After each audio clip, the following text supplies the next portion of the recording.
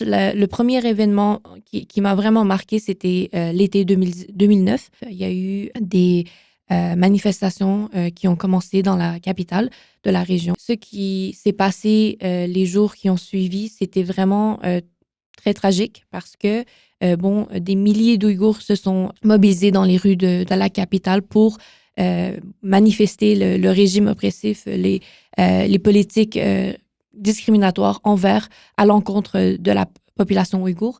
Et ce qui s'est ensuivi, c'était vraiment une réponse très forte de la part du gouvernement chinois, donc qui a vraiment réprimé tous les manifestants, détention arbitraire, disparition aussi.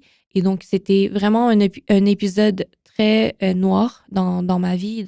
Et je me suis dit, mais comment est-ce que c'est possible que les Ouïghours se fassent traiter de cette manière alors qu'on vit dans notre propre territoire, alors que c'est notre propre pays, notre propre région, et on se fait traiter de façon euh, comme si c'était un état d'apartheid, en fait.